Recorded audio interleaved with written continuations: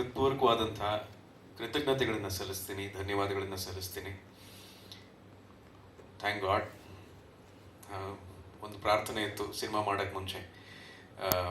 ನನಗೆ ಯಾವಾಗಲೂ ಒಂದು ಆಸೆ, ಯಾವಾಗಲೂ ಸಿನಿಮಾದ ಮುಹೂರ್ತ ಮಾಡಿದಾಗ ಅಥವಾ ಸಿನಿಮಾದ ಟ್ರೈಲರ್ ಲಾಂಚ್ ಮಾಡಿದಾಗ ಏನಾರೋ ಗ್ಯಾದರಿಂಗ್ ಆದಾಗ ಏನು ಮಾತಾಡಬೇಕು, ಯಾವ ರೀತಿ ಪ್ರಶ್ನೋತ್ತರ ಇರಬೇಕು ಅನ್ನೋ ಥರ ಚರ್ಚೆ ಬಂದಾಗ ನನಗೆ ಅನಿಸೋದು ಸಿನಿಮಾ ರಿಲೀಸ್ ಆಗಬೇಕು.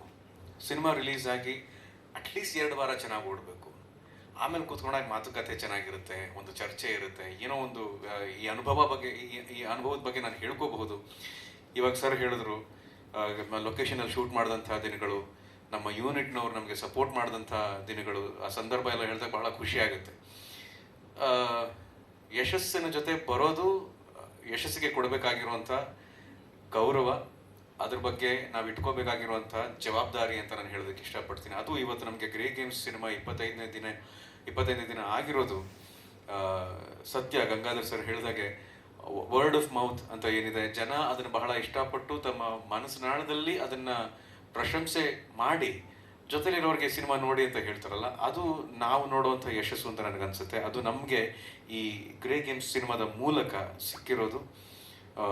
ಎಲ್ಲರ ಶ್ರಮ, ಎಲ್ಲರ ಶ್ರದ್ಧೆ, ಎಲ್ಲರ ಪ್ರೀತಿ ಸಿನಿಮಾ ಬಗ್ಗೆ ಅಂತ ನಾನು ಹೇಳೋದಕ್ಕೆ ಇಷ್ಟಪಡ್ತೀನಿ. ನಮ್ಮ ಎಲ್ಲ ಇಡೀ ಟೀಮ್ ಪ್ರತಿಯೊಬ್ಬರಿಗೂ ಕೂಡ ನಾನು ಕೃತಜ್ಞತೆ ಹೇಳಬೇಕು. ಆ್ಯಂಡ್ ಮುಖ್ಯವಾಗಿ ನನಗೆ ಈ ಅವಕಾಶ ಕೊಟ್ಟಿರುವಂಥ ಗಂಗಾಧರ್ ಸರ್ಗೆ ಹಾಗೂ ಆನಂದ್ ಸರ್ಗೆ ನಾನು ಚಿರಋಣಿ. ನಾನು ಈಗ ತಾನೇ ಹೇಳ್ತಿದ್ದೆ, ಒಂದು ಸಿನಿಮಾದ ಯಶಸ್ಸು, ಅದರ ಸಕ್ಸಸ್ ಮೀಟ್ನ ನೋಡಿ ಕಾಲ ಆಗೋಯ್ತು ಅಂತ ನನಗೆ ಅನ್ನಿಸ್ತಾ ಇತ್ತು. ಸೊ ಇವತ್ತು ಆ ಅವಕಾಶ ನನಗೆ ಬಂದಿದೆ. ಆ ಅವಕಾಶ ನಾನು ನಮ್ಮ ಅಕ್ಕನ ಮಗ ಚಿನ್ನು ಜೊತೆ ಅದನ್ನು ಹಂಚ್ಕೋತಾ ಇದ್ದೀನಿ ಅಂತ ಹೇಳೋದು ನನಗೆ ಬಹಳ ದೊಡ್ಡ ವಿಚಾರ.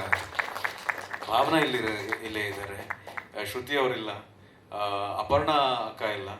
ಅವರು ಬಹುಶಃ ಅವ್ರನ್ನ ನಾವು ಆ್ಯಕ್ಚುಲಿ ಬಹಳ ಮಿಸ್ ಮಾಡ್ಕೋತಿದ್ವಿ. ಹಲವಾರು ಇವೆಂಟ್ಗಳಲ್ಲಿ ನಾನು ಅಪರ್ಣಕ್ಕನ್ನ ಮಿಸ್ ಮಾಡ್ಕೋತೀನಿ. ರವಿ ಭಟ್ ಸರ್, ಇವರೆಲ್ಲರೂ ಕೂಡ ನಮ್ಮ ಸಿನಿಮಾದಲ್ಲಿ ಜೊತೆ ಕೆಲಸ ಮಾಡಿದ್ದು, ನನಗೆ ಇವ್ರ ಜೊತೆ ಕೆಲಸ ಮಾಡುವಂಥ ಅನುಭವ ಇದೆಯಲ್ಲ, ನನಗೆ ಬಹಳ ದೊಡ್ಡ ವಿಚಾರ ಅದು. ಗ್ರೇ ಗೇಮ್ ಸಿನಿಮಾದ ಮೂಲಕ ನಾವು ಸರ್ ಹೇಳಿದಂಥ ಕಥೆ ಆಗಿರ್ಬೋದು, ನನ್ನ ಕೈಲಿ ಮಾಡಿಸೋಂಥ ಪಾತ್ರ ಆಗಿರ್ಬೋದು, ಎಲ್ಲರೂ ಹೇಳ್ತಾರೆ ನಿಮ್ಮ ಕಾಸ್ಟ್ಯೂಮ್ ಭಾಳ ಚೆನ್ನಾಗಿದೆ, ತುಂಬ ಚೆನ್ನಾಗಿ ಕಾಣ್ತೀರಿ ಅಂತ. ಮುಖ್ಯ ಕಾರಣ ಶಿಲ್ಪಾ ಮೇಡಮ್ ಇಲ್ಲೇ ಕೂತಿದ್ದಾರೆ. ಶಿಲ್ಪಾ ಮೇಡಮ್ಗೂ ನನಗೊಂದೊಂದ್ಸಲ ಜಗಳ ಆಗಿದೆ, ಯಾಕಂದರೆ ಅವ್ರು ಹೇಳೋ ಬಟ್ಟೆ ನಾನು ಹಾಕಲ್ಲ, ಯಾಕಂದ್ರೆ ನಾನು ಹಾಕೋ ಬಟ್ಟೆ ತುಂಬ ಬೋರಿಂಗ್ ಆಗಿರುತ್ತೆ. ಅವ್ರಿಲ್ಲ, ನೀವು ಹಿಂಗೆ ಹಾಕ್ಕೊಳ್ಳಿ, ನೀವು ಚೆನ್ನಾಗಿ ಕಾಣ್ತೀರ ಅಂತ ಒಂಥರ ಇನ್ನೇನು ತಲೆ ಮೇಲೆ ಹೊಡೆಯೋದೊಂದು ಬಾಕಿ, ಆ ಥರ ಹೇಳ್ತಿರ್ತಾರೆ ನನಗೆ. ಎಲ್ಲೋ ಒಂದು ಕಡೆ ಪ್ರಯತ್ನ ಪಟ್ಟೆ ನಾನು ಆ ಕಂಫರ್ಟ್ ಝೋನಿಂದ ಆಚೆ ಬರುವಂಥ ಅವಕಾಶ ಎಲ್ಲವೂ ಕೂಡ ಈ ಸಿನಿಮಾಯಿಂದ ಆಗಿದೆ. ತುಂಬಾ ಖುಷಿಯಾಗುತ್ತೆ. ಒಂದೇ ಒಂದು ವಿಚಾರ ಮುಕ್ತವಾಗಿ ಹೇಳ್ಕೊಳ್ಳೋದಕ್ಕೆ ಇಷ್ಟಪಡ್ತೀನಿ. ಎಲ್ಲರೂ ಹೇಳ್ತಾರೆ ಜನ ಥಿಯೇಟ್ರಿಗೆ ಬರ್ತಾ ಇಲ್ಲ, ಜನ ಥಿಯೇಟ್ರಿಗೆ ಬರ್ತಿಲ್ಲ. ಜನ ಥಿಯೇಟ್ರಿಗೆ ಬರ್ತಿಲ್ಲ ಅನ್ನೋದು ಒಂದು ಕಡೆ ನಿಜ ಆಗಿದ್ರೆ, ಯಾಕೆ ಬರ್ತಿಲ್ಲ ಅನ್ನೋದ್ರ ಜವಾಬ್ದಾರಿ ನಾವು ತಗೋಬೇಕಾಗುತ್ತೆ.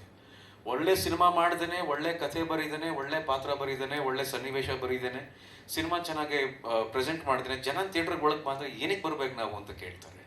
ಆಮೇಲೆ ಒಂದು ಸಿನಿಮಾ ಮಾಡೋದೆಷ್ಟು ಮುಖ್ಯನೋ, ಈಗ ತಾನೇ ಸರ್ ಕೇಳ್ತಿದ್ರು ಇವಾಗ ಆಗಿನ ಕಾಲ ಮಿಸ್ ಮಾಡ್ಕೋತಾ ಇದ್ದಾರೆ ಅಂತ. ಖಂಡಿತ ಮಿಸ್ ಮಾಡ್ಕೋತಿದ್ದೀನಿ. ಅವಾಗ ಒಂದು ಸಿನಿಮಾ ಮಾಡಿ, ಸಿನಿಮಾನ ರಿಲೀಸ್ ಮಾಡಿ ಬಿಟ್ಬಿಟ್ರೆ ಮುಗೀತು. ಜನ ಅವ್ರ ಪಾಡಿಗೆ ಅವ್ರು ಬರೋರು, ನೋಡೋರು, ಲೈನಲ್ಲಿ ನಿಂತ್ಕೊಳ್ಳೋರು, ಕ್ಯೂವಲ್ಲಿ ನಿಂತ್ಕೊಂಡು ಟಿಕೆಟ್ ತೊಗೊಂಡು ಸಿನಿಮಾ ನೋಡೋರು. ಇವಾಗ ಆ ಥರ ಅಲ್ಲ. ಇವಾಗ ಕಾಲ ಬದಲಾಗಿದೆ. ಜನ ಸಿನಿಮಾ ನೋಡಬೇಕು ಅಂದರೆ ಅವ್ರಿಗೆ 4-6 ಸೋರ್ಸ್ಗಳಿಂದ ಅವ್ರಿಗೆ ಕಿವಿಲ್ ತಟ್ತಾ ಇರಬೇಕು. ಅದು ಸಿನಿಮಾ ಚೆನ್ನಾಗಿದೆ ಅಂತ ನೋಡ್ಬೇಕಂತ ಹೊಟ್ಟೋಗ್ಬಿಡುತ್ತಂತೆ. ಆ ಭಯನೂ ಜನರಲ್ಲಿ ಹುಟ್ಟಿಸ್ಬೇಕು. ಸೊ ಒಬ್ಬ ನಿರ್ಮಾಪಕರಿಗೆ, ನಿರ್ದೇಶಕರಿಗೆ ಸಿನಿಮಾ ಮಾಡೋದು ಎಷ್ಟು ಮುಖ್ಯನೋ, ಎಷ್ಟು ಕಷ್ಟನೋ, ಆ ಸಿನಿಮಾನ ಒಬ್ಬ ಜವಾಬ್ದಾರಿಯುತ ವಿತರಕನ ಜೊತೆ ಥಿಯೇಟ್ರಲ್ಲಿ ನಿಲ್ಲಿಸೋದು ಅಷ್ಟೇ ಮುಖ್ಯ ಆಗುತ್ತೆ. ಆ ವಿತರಕರು ಜೊತೆ ನಿಂತ್ಕೊಳ್ಳೋದು ಅಷ್ಟೇ ಪ್ರಜ್ಞಾವಂತರಾಗಿ ಆ ಸಿನಿಮಾಗೆ ಕೊಡಬೇಕಾದಂಥ ಪ್ರಾಮುಖ್ಯತೆ ಕೊಡಬೇಕಾಗುತ್ತೆ. ಜೊತೆಗೆ ಆ ಸಿನಿಮಾನ ಪ್ರಮೋಟ್ ಮಾಡಬೇಕಾಗುತ್ತೆ, ಜನರಿಗೆ ತಲುಪಿಸ್ಬೇಕಾಗುತ್ತೆ. ಇವೆಲ್ಲ ದೊಡ್ಡ ಸರ್ಕಸ್ ಇದೆ. ಹೌದು, ಸಿನಿಮಾ ಮಾಡೋದು ಒಂದು ಸರ್ಕಸ್ಸೇ. ಇವಾಗ ಕಥೆ ಬರೆಯೋದೊಂದು ಸರ್ಕಸ್ ಆಗುತ್ತೆ, ಕಾಸ್ಟಿಂಗ್ ಮಾಡೋದು ಸರ್ಕಸ್ ಆಗುತ್ತೆ, ಆ ಸಿನಿಮಾಗೆ ಬೇಕಾದಂಥ ವಿಚಾರಗಳನ್ನು ಒದಗಿಸೋದೊಂದು ಸರ್ಕಸ್ ಆಗುತ್ತೆ. ಇವೆಲ್ಲವೂ ಶ್ರಮನೇ. Everything is hard work. ಆ ಹಾರ್ಡ್ ವರ್ಕ್ ಇದ್ದಾಗ ಅದೃಷ್ಟ ಅನ್ನೋದು ನಮ್ಮ ಜೊತೆಲಿ ಇರಬೇಕಾಗುತ್ತೆ. ಆ ಅದೃಷ್ಟ ಯಾವ ಮೂಲಕ ಬರುತ್ತೆ ಅಂದರೆ, ಜನ ಅದನ್ನು ಇಷ್ಟಪಟ್ಟು ಅವರು ಹಂಚ್ಕೊಂಡಾಗ, ವಿಚಾರವನ್ನು ಹರಡಿದಾಗ ಒಳ್ಳೆಯದಾಗುತ್ತೆ.